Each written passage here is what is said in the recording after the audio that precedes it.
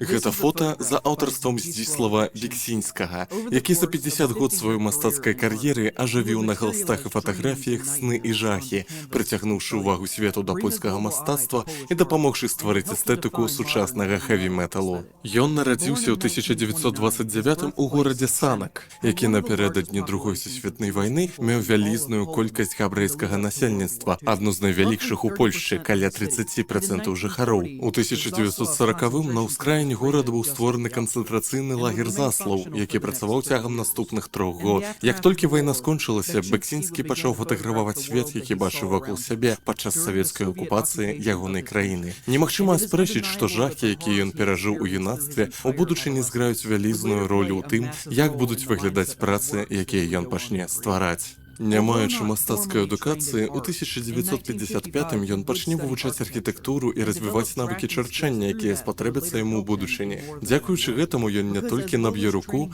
а яшчэ вывучыць гісторыю і сімвалізм архітэктуры, што дазволіць яму ўключаць у карціны сацыяльную крытыку. Па заканчэнні адукацыі ён вяртаецца ў Санак і займаецца дызайнам аўтобусаў для фабрыкі «Аўтасан». У гэты ж час ён працягвае эксперыментаваць з фатаграфіяй, дадаючы ў здымкі аб'екты, знойдзеныя ім на будоўлі. Тады ён вырашае паралельна са сваёй кар'ерай сур'ёзна заняцца фатаграфіяй. Ужо тады, у 1957-м, Бексінскі ўзрушыў свет мастацтва сваімі ж першымі фотапрацамі. У той час паноўным кірункам у фатаграфіі была прамая ці непасрэдная фатаграфія. Гэта працы такіх мастакоў, як Пол Стрэнд, Эдвард Уэстон і Энсель Адамс. У іх задачай фотографа лічылася стварэнне максімальна выразнага фотааб'екта і такое выкарыстанне святла, каб на здымку былі бачныя ўсе магчымыя натуральныя тэкстуры. Гэты стыль з'явіўся ў выніку адмовы ад піктаралізму, які быў паноўным кірункам фатаграфіі пачатку 20-го стагоддзя. У ім фотографы спрабавалі паказаць жыццё туманным і невыразным, амаль як у працах імпрэсіяністаў. Непасрэдная фатаграфія выступала супраць непраўдзівага выяўлення жыцця, якую у сваіх працах стваралі піктаралісты. Непасрэдныя фотографы выяўлялі рэчы, як яны ёсць, не спрабуючы рамантызаваць. Таму, як толькі Бексінскі ў 1957-м выставіў сваю фатаграфію «Садысцкі гарсет», адразу з'явілася крытыка яе стылізаванай, пастановачнай натуры, якая адмаўляла традыцыйнае выяўленне галізны. Фігура на фота была павернутай спінай да камеры, а галава і ногі былі абрэзаны, а яе поза зусім не была сексуальнай. Крытык фатаграфіі Альфред Лігоцкі публічна раскрытыкаваў здымак, заявіўшы, што сюррэалісцкую фатаграфію нельга лічыць мастацтвам, бо ў ёй фотограф наўпрост умешваецца ў аб'ект фатаграфавання, а значыць, аб'ект не выяўляецца такім, якім ён ёсць. Ён нават заявіў, што праца Бексінскага — гэта антыфатаграфія. Бексінскі адказаў на крытыку артыкулам пад назвай «Крызіс фатаграфіі і перспектывы яго пераадолення». У ім ён заявіў, што стыль непасрэднай фатаграфіі не дазваляе мастакам самавыяўляцца, а таксама, што любы від мастацтва мусіць даваць магчымасць ствараць мастацкія выказванні, калі мастакі таго жадаюць. І такі падыход можна ўбачыць ва ўсіх яго ранніх фатаграфіях. Суб'ектамі наўпрост маніпулююць, старанна выстаўляючы іхныя позы, і яны заўсёды ў нейкім сэнсе невыразныя. Размытае крэсла на пярэднім плане падзяляе асноўны аб'ект садысцкага гарсета на кавалкі. Люстры скрыўляюць натуральную сіметрычнасць цела. Суб'екты абрэзаныя, падаюцца ў выглядзе сілуэтаў, адмыслова выяўляюцца размытымі, а цені робяць твары дзіўнымі, на іх становіцца непрыемна глядзець. Хоць ён і стаў паспяховым фотографам, на пачатку 1960-х Бексінскі цалкам перастаў працаваць з фота і ахвяраваў усе свае працы гістарычнаму музею горада Санак. Ён заявіў, што больш яму няма чаго сказаць праз гэтую форму мастацтва, і яна стрымлівае яго фантазію. І хоць цяпер Бексінскі вядомы ў першую чаргу сваімі карцінамі, у ягоных фота 50-х гадоў бачна, як развіваецца ягоны фірмовы экзістэнцыяльны стыль. Ад пачатку 1960-х да сярэдзіны 80-х Бексінскі ўвайшоў у перыяд сваёй кар'еры, за які стаў найбольш знакамітым, стварыўшы серыю фантастычных прац. У ёй ён злучыў архітэктуру, спірытуалізм, эратызм, вайну і логіку сну у серыю карцін з пейзажамі пекла. Усе творы мастацтва, створаныя Бексінскім, засталіся без назвы, таму што яму не падабалася сама канцэпцыя называння. Гэткім чынам мастак навязвае надавае пэўны сэнс ці пэўную інтэрпрэтацыю твора гледачам. У інтэрв'ю 2002 года ён растлумачыў, што інтэрпрэтацыю надаюць твору іншыя людзі. Калі казаць не сціпла, карцінамі трэба любавацца ці сузіраць іх. Любавацца, не пытаючы, што яны значаць. Калі б я хацеў нешта сказаць, я б напісаў гэта ці сказаў. Для гэтага мне не трэба карціны. Біксінскаму наогул не падабалася канцэпцыя інтэрпрэтавання працы. Ён хацеў, каб карціны проста былі самі па сабе, як карціны. Яго засмучалі крытыкі, што спрабавалі знайсці просты адказ аб значэнні ягоных прац. Аднойчы ён нават сказаў: «Сэнс для мяне бессэнсоўны, мне абыякава на сімвалізм. Я малюю тое, што малюю, не думаючы пра гісторыю». Таму я не буду спрабаваць займацца гэтым і прапаноўваць нейкія тэорыі аб агульным сэнсе ўсіх ягоных працаў.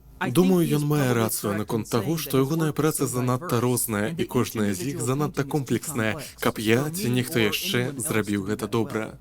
Але нягледзячы на яго жаданні, я асмелюся сказаць, што ў многіх ягоных працах ёсць падабенствы, праз якія падчас прагляду гэтых карцін мне цяжка не думаць пра ягонае жыццё і палітычную сітуацыю, у якой ён рос. Амаль усе гэтыя пейзажы выглядаюць так, нібы ён сутыкаецца з чымсьці асабістым, што ён пабачыў ці перажыў у юнацтве. Ён даследуе канцэпты, якія, відавочна, захаплялі і пужалі яго. І зараз я б хацеў згадаць, як, на мой погляд, найбольш распаўсюджаныя ў яго працах матывы. Яго досвед сталення падчас Другой сусветнай відавочна моцна паўплываў на яго асобу. Гэтая тэма часцей за ўсё з'яўляецца ў яго карцінах. Вось агідная чырвоная істота хаваецца за фасадам элегантнага будынку ў грэка-рымскім стылі. Шлемы вайскоўцаў яшчэ адзін пастаянны вобраз. Тут, напрыклад, нейкія істоты ідуць у адным з іх, цягнучы за сабой цела. Будынкі ў агні, знішчэнне і хаос пануюць у ягоных светах. І сіні колер, мне здаецца, мае ў гэтых сцэнах вялікае значэнне. Рэч у тым, што прускі сіні колер названы так, бо робіцца з прускай кіслаты. Іншая назва прускай кіслаты – цыяністы вадарод. Сама фарба цяпер не з'яўляецца таксічнай, хоць і робіцца з цыяніду, але іншыя прадукты з яго, напрыклад, пестыцыд цыклон-6, які немцы выкарыстоўвалі ў газавых камерах падчас Другой сусветнай, надзвычай смяротныя.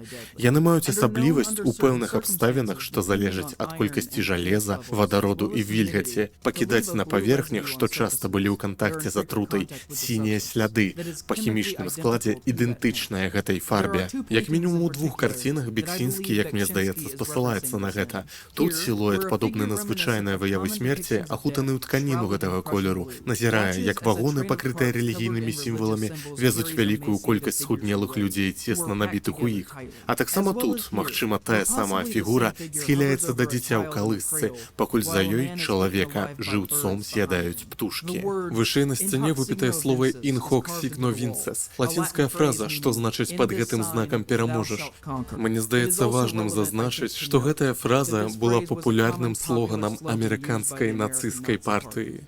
Суб'ектам амаль кожнай працы Біксінскага з'яўляецца чалавечае цела. Як і бальшыня матываў у ягоных працах, яны схільныя змешвацца ў нейкае агульнае нігілістычнае ядро. Тое, як ён адлюстроўвае схуднелыя целы, на маю думку, звязана ў першую чаргу з вайной. Таксама часта яны паказаныя побач з рэлігійнымі сімваламі, якія і самі знаходзяцца сярод руінаў, што зноўку звязвае іх з вайной, з няспынным сутыкненнем супрацьлеглых ідэй. За сваё жыццё ён намаляваў безліч карцін, і для мяне кожная з іх невялікі кавалак аднаго вялікага гапсіянскага выказвання пра прыроду чалавека. Целы на карцінах Біксінскага заўжды ненармальныя, яны змешваюцца і ператвараюцца на нешта іншае, расцягваючы і размываючы першасную форму. Шмат целаў ператвараюцца на новую істоту, твары квітнеюць, ператвараючыся ў частку прыроду, будынкі складаюцца з целаў, Нотр-Дам зроблены з плоці. Нумары вытатуяваныя ці выразаныя на людзях. Чалавек ператвараецца ў будынак, торс ператвараецца ў крэсла.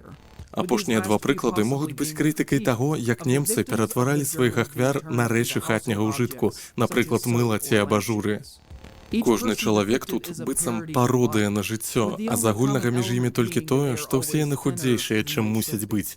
Тут труп грае на скрипце, тут загублены танцор пазуе, а тут твары перакраўляюцца настолькі моцна, што іх ужо нельга назваць тварамі. Звычайна яны абрэзаныя або раздзеленыя на часткі. Іхныя позы амаль натуральныя, але адначасова з тым здаюцца цалкам ненатуральнымі.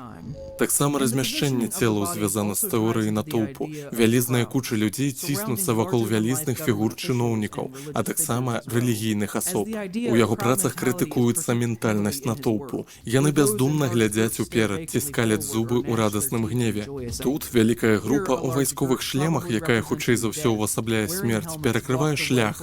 А тут вялізная галава паглынае кучу людзей. А калі ўспамінаць пра рэлігійнае, тут над зямлёй лунае вялізная істота з рэлігійным сімвалам на нагруднай кішэні. Кардынал выяўляецца з хворым гнілым тварам. Магілы раскіданыя на двары перад Нотр-Дамом, і дужа шмат крыжоў узвышаюцца над руінамі вайны. Але ў Бексінскага не менш карцін, у якіх нельга знайсці хоць нейкага сэнсу. Таму я і кажу, што цяжка апісаць усе яго працы адной фразай. Як і ўсё чалавечае жыццё, заўсёды цяжка апісаць адным ёмкім выказваннем. Жыццё складаная рэч, і проста таму, што ў юнацтве ён стаў сведкам жаху парушэння правоў чалавека, не значыць, што гэта вызначае ўсю яго асабістасць. У яго шмат карцін накшталт гэтай, сэнс якіх для мяне таямніца. І гэта адна з рэчаў, за якія ён мне падабаецца. Ты можаш вырашыць, што ўжо цалкам зразумеў, які ён мастак, як раптам дазнаешся, напрыклад, што ён стварыў серыю садысцкіх эратычных малюнкаў, якія цябе здзіўляюць сваім непадабенствам да ўсяго, што ён рабіў дагэтуль.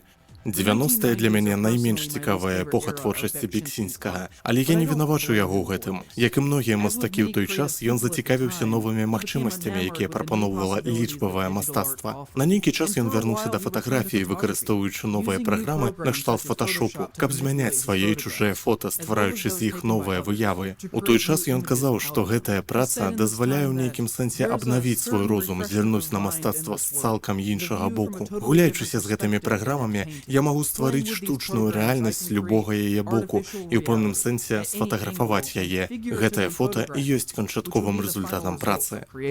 Але штучная рэальнасць працаў, створаных ім у гэты час, як на мяне, непараўнальная з тым, што ён рабіў раней. Па іх бачна, што іх рабіў адзін чалавек з тымі самымі падыходамі, але працы гэтага часу здаюцца мне не такімі жывымі, не такімі эмацыйнымі, не такімі моцнымі. Мне падабаецца, як ён вяртаецца да вобразаў, якія ўвасобіў раней падчас фантастычнага перыяду, напрыклад, з вось гэтай лічбавай выявы Нотр-Дама. Але я думаю, што яго, як і многіх мастакоў і каміксістаў таго часу, хутчэй стрымлівалі новыя тэхналогіі, бо яны пачалі карыстацца імі раней, чым іх маглі давесці да дасканаласці. Думаю, Бексінскі таксама ў нейкі момант гэта зразумеў, бо яшчэ да пачатку 2000-х расчараваўся лічбавым мастацтве і кінуў яго, вярнуўшыся да малявання. Але, на жаль, працягнулася гэта нядоўга, бо 21 лютага 2005 года Бексінскі пасварыўся з хлопцам на імя Роберт, сынам сям'і, што яму дапамагала. Хлопец хацеў пазычыць у яго нешта каля $100. Бексінскі адмовіў, і разгаралася спрэчка, якая перарасла ў бойку, у выніку якой Роберт 17 разоў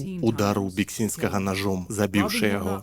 Ён не толькі забраў жыццё Бексінскага, ён забраў у свету карціны, якія той яшчэ мог стварыць. У тым годзе ў яго гонар на фестывале Burning Man выставілі чырвоны крыж у выглядзе літары Т. А ў хуткім часе ў горадзе Санак у будынку мясцовага замка быў адкрыты музей яго працы, які працуе дагэтуль. Бексінскі неаспрэчна ёсць знакавай з'явай новага польскага мастацтва, але я лічу, што ён таксама з'яўляецца ўвасабленнем рэакцыі на вельмі асаблівы хаатычны час у гісторыі свету. Ён пражыў гэта і на свае вочы бачыў, як разгортваліся гэтыя жахі. Ён пражыў вайну, акупацыю і таталітарызм. Ён увабраў усё гэта ў сябе і ператварыў на чыстыя, эмацыйныя, нават можна сказаць, што інстынктыўныя рэакцыі на жахі жыцця.